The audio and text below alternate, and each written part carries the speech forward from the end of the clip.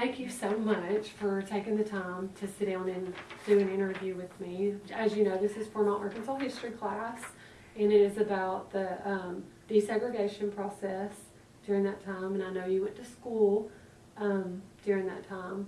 If you want to just first introduce yourself and tell me a little bit more about you. Well, and thank you for asking me to do this, because it is an experience from history, and I had not thought about it that way until you asked to interview, and then I thought, oh my goodness, I did live in that strange time, didn't I, or that different time. And I am, my name is Myra Lynn Polk, and I grew up as an Air Force brat, and because of that I went to schools, a lot of different schools all over the country, in a lot of different states. We never did go out of the country, but I've been to a lot of different schools. And then we finally settled in Texarkana, and I went here, all of my secondary years.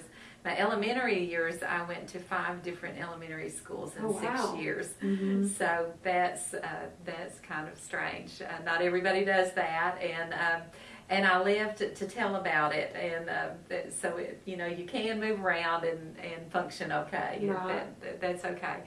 And then when I graduated, after I graduated from Arkansas High here in Texarkana, I went to college for a bit. Never did finish, but I did go a lot, and I loved taking classes that I like, and not classes that I didn't.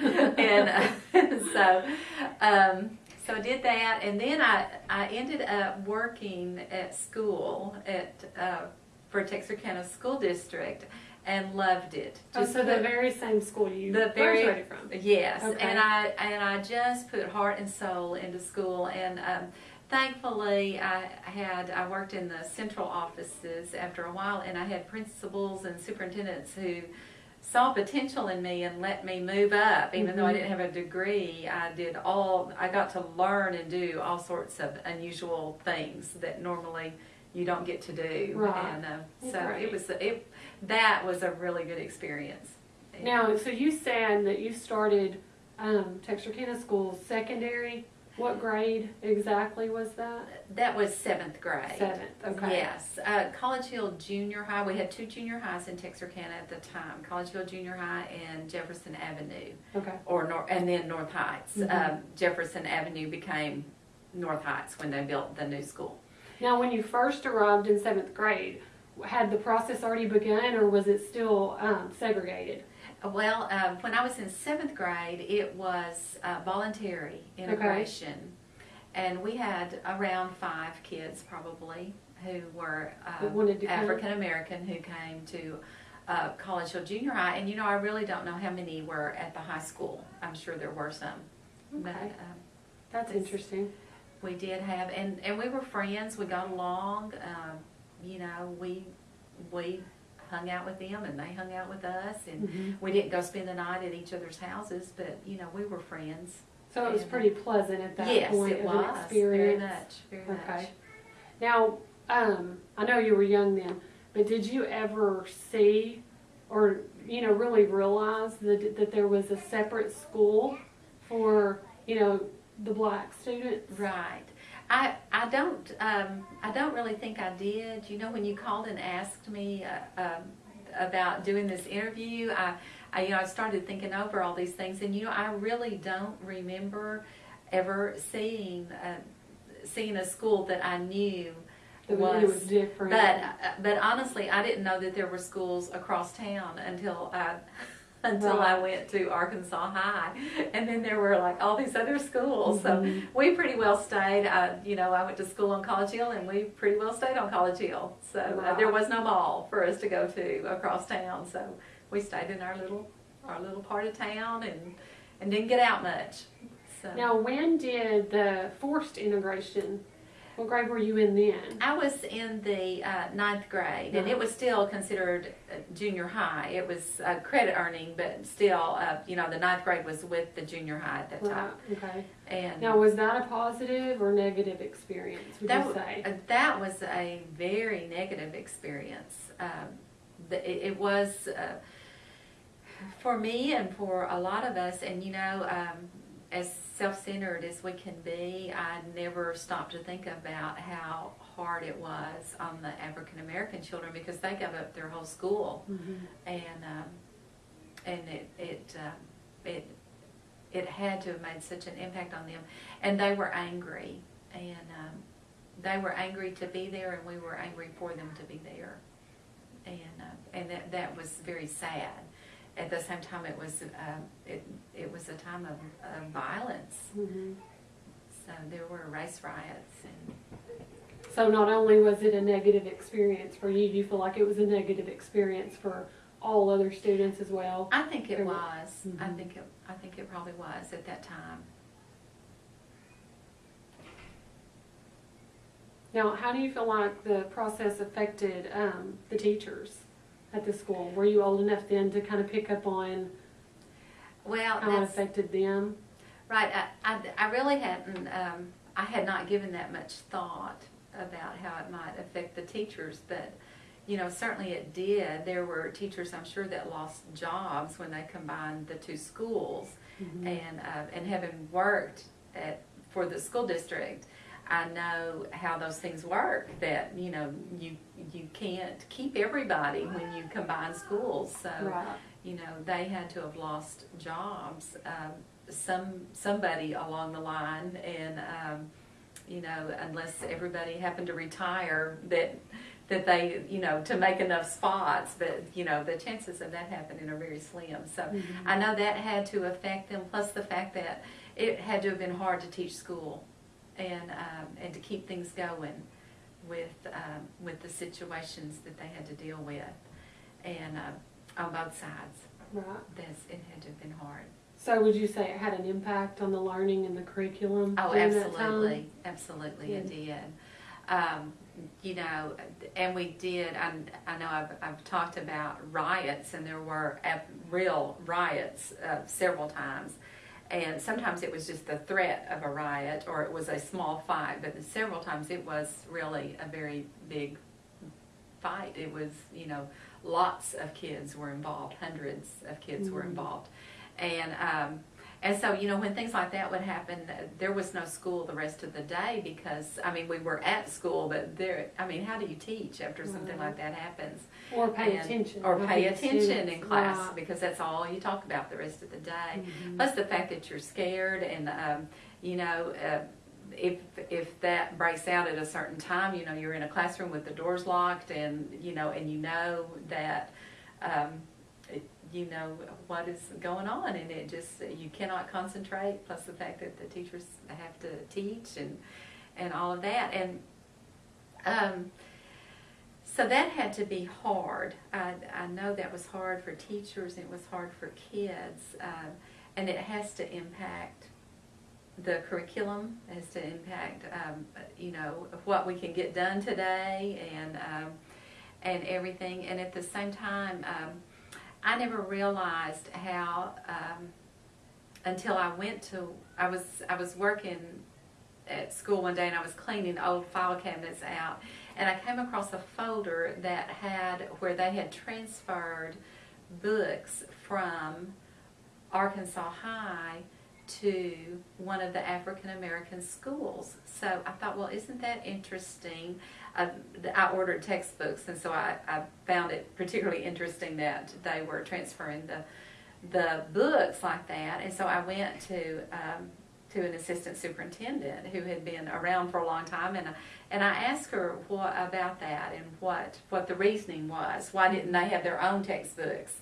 Like you would normally, each school would order their own textbooks and everything. And she said, oh, well, didn't you know that after the white kids got through with the textbooks, they were given to the African American schools for them to use?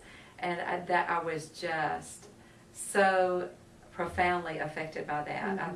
I thought, I guess I began to see then how unfair it really was for them, that life. And so, they didn't have as much money and funding. right, And obviously, so they were kind of getting more of a second right, hand. they were getting the second hand or the leftovers. Mhm. And you know, there probably was nothing wrong with those books, but it's just the idea that we're Right. going to hand this down to you. That's just not right. Right. And, Now, when you were talking about the riots, did you guys have to have extra security during that time? oh yes, we did. Mhm. At the high school, we didn't when I was at the junior high, but at the high school we had, you know, riot police in full gear that would come. They didn't stay all the time; they would come in and out. But and I don't know how they determined when. And that was probably scary in itself, right? To Well, stand sure in it the was, full because they gear had the and- masks and they had Mhm. all the clubs and the shields and the, you know, and the whole big helmet. And yeah, it was scary. It was scary Now, to did see it seem to that. help with the riots, though? Calm them Yes, down? yes, it did. It did. And you know, they might stay for a week, you know, and then everything might quiet down a little bit, and they'd go away a little bit, and then they'd come back. And Mhm. so they weren't there. They weren't a constant presence, but they were there. And yeah, it was frightening to have them. Now, what about parents? Did any of the parents on either side refuse to send their their kids to We- school once this? You know, if they did, I don't know about that because there weren't many options in those days. You know, there were very tight borders between the school districts, so you didn't really change school districts unless you moved too Mhm. much, and then there was no homeschool, so Okay, yeah. you know, pretty much, you know, you were locked in. So either you went to school or you just dropped out. Right. So, Now, was your school one of the first ones to integrate? well, Do you know? you know, I really don't know where we were on the timeline, but I suppose that we were pretty near the first. That was in the late 60s that was happening, and you know, the Central High School in Little Rock, I suppose, was early 60s. Mhm. So I suppose we were pretty early on, you know, in doing that. And it was court mandated. It wasn't something that Texarkana just decided to do. Yes, in fact, Texarkana Schools is still under that same integration law. They still operate, and they're just now beginning to look at, do we really need this anymore? Right. Now, did you notice any media? Did you know about if there were any media involved during this time? I didn't see any media. If they were there, I was not aware of You that. didn't? But you know, Arkansas has a huge school.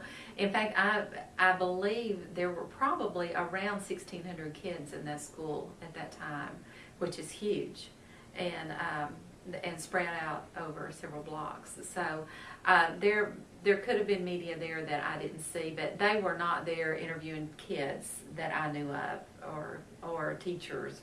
You know, they might come before school or after school and talk to a principal, is my guess. But Okay.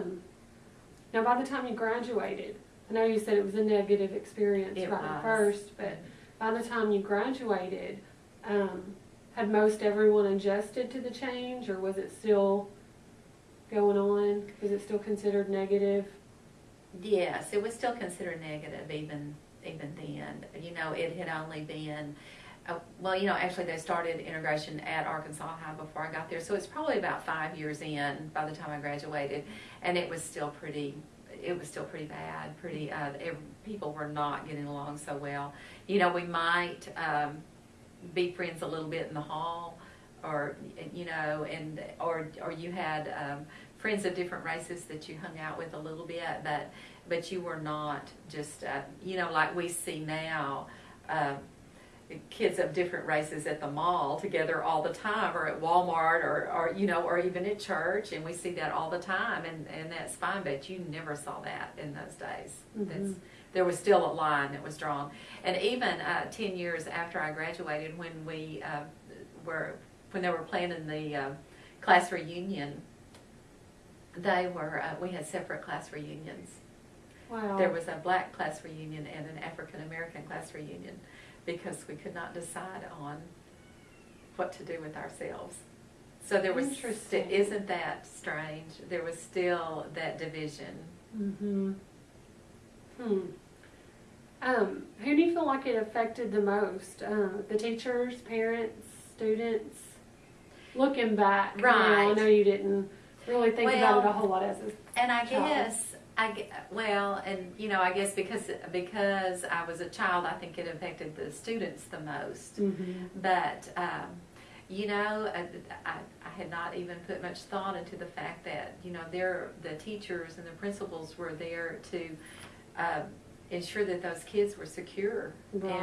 and that they were well taken care of. And that is a huge responsibility on responsibility. any day. Yeah, not at that point, not only there to teach them, but to also keep them safe in a very Yes. difficult time. Yes. Mm-hmm. So- And probably parents worried as they sent their Oh, yes. off, Oh, or, what was my gonna parents happen. did. My parents worried. Mhm. And in fact, my dad worked for the Parks and Recreation Department of Texarkana, and he had African American men who worked for him, and they would let him know when something was being planned in the community that was going to affect school, and he would tell us, and they would tell him, and he would tell us.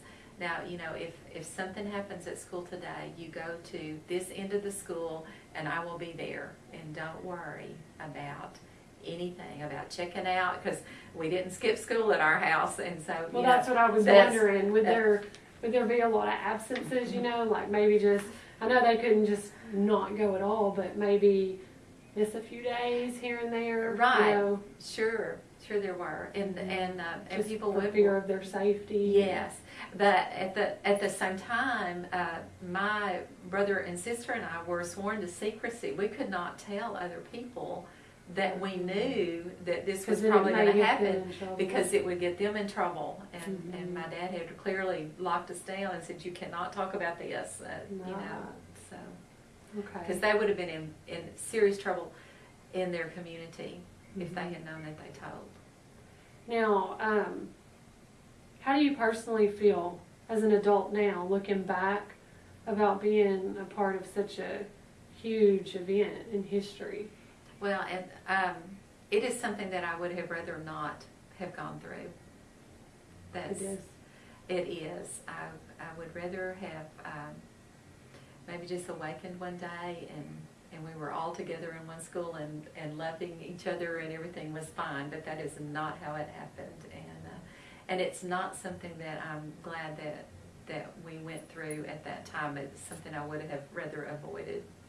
And but I mean, not to say that I didn't think that everyone is due a fair and equal education. Right. I do believe that with all my heart.